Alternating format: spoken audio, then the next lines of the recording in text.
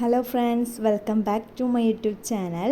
ഇന്ന് ഞാനിവിടെ വന്നത് ഒരു സൂപ്പർ പാലപ്പത്തിൻ്റെ റെസിപ്പി ആയിട്ടാണ്. എന്ന് നമുക്ക് എങ്ങനെയാണെന്ന് നോക്കാം ഇതുണ്ടാക്കുന്നത്. ഇതിന് ഈസ്റ്റും ബേക്കിംഗ് സോഡയും ഒന്നും ആവശ്യമില്ല.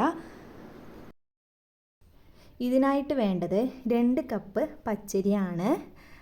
2 കപ്പ് പച്ചരിയും അതേ കപ്പിൽ തന്നെ 1 കപ്പ് ചോറും 1 കപ്പ് തേങ്ങാപ്പാലുമാണ് വേണ്ടത്. ഞാനിവിടെ പച്ചരി കഴുകി തന്നെയാണ് കുതിർത്തത്. അപ്പോൾ ഇത് ഇനി അരക്കുകയാണ് വേണ്ടത്. എല്ലാം ഈ മൂന്നും കൂടി മിക്സിയിലേക്ക് ഇട്ട് കൊടുത്ത് നല്ല ഫൈൻ പേസ്റ്റായിട്ട് അരച്ചെടുത്തിട്ട് ഒരു ബൗളിലേക്ക് ഒഴിച്ചെടുക്കുകയാണ് ഞാൻ. അരച്ചെടുത്തതിന് ശേഷം നമുക്ക് ചേർക്കേണ്ടതായിട്ട് കുറച്ച് കാര്യങ്ങളുണ്ട്. അതിനായിട്ട് തേങ്ങാ വെള്ളമാണ് വേണ്ടത്. തേങ്ങാവെള്ളം ഞാനിവിടെ 1/4 കപ്പ് എടുത്തിട്ടുണ്ട്.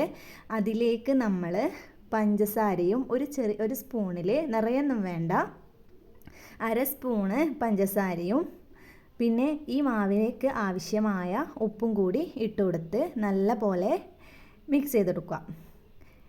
തേങ്ങാ വെള്ളത്തിൽ ഉപ്പിടുന്നില്ലെങ്കിൽ ഇട്ടാലും മതി. ഞാനിവിടെ തേങ്ങാ വെള്ളത്തിൽ ഇട്ട് കൊടുത്തതേ ഉള്ളൂ. അപ്പോൾ മാവിൽ ഇട്ട് കൊടുക്കുക. അത് നിങ്ങൾ ഇഷ്ടം പോലെ ചെയ്യാം.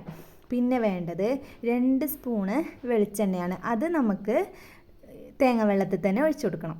2 സ്പൂണ് വെളിച്ചെണ്ണയും കൂടി അതിലേക്ക് ഒഴിച്ചു കൊടുത്ത് നല്ല പോലെ തന്നെ മിക്സ് ചെയ്യുക. പഞ്ചസാര അലിഞ്ഞിട്ടില്ലെങ്കിൽ കുഴപ്പമില്ല. നമ്മളിത് 8 മണിക്കൂറോളം റെസ്റ്റ് ചെയ്യാനായിട്ട് വെക്കുന്നുണ്ട്. അപ്പോൾ എന്തായാലും അലിഞ്ഞു കിട്ടും. അതുപോലെ ഈ തേങ്ങാ വെള്ളത്തിൻ്റെ മിക്സ് ഈ മാവിലേക്ക് ഒഴിച്ചു കൊടുത്ത് നല്ല പോലെ തന്നെ എല്ലാം യോജിക്കുന്ന തരത്തിൽ മിക്സ് ചെയ്ത് കൊടുക്കുക.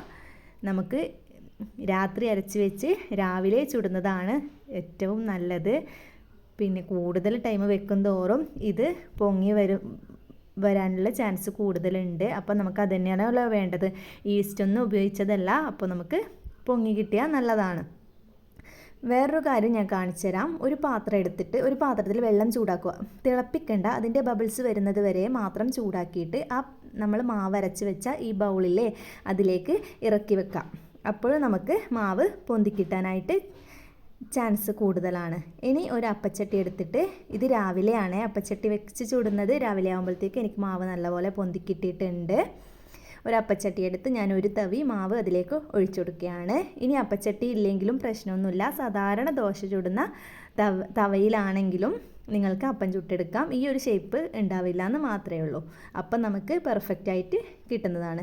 അപ്പോൾ മാവ് അതിലേക്ക് ഒഴിച്ച് കൊടുത്തതിന് ശേഷം ബബിൾസ് വന്നാൽ മാത്രം നമുക്ക് ഇതിൻ്റെ ടോപ്പ് വെച്ച് കൊടുക്കാം.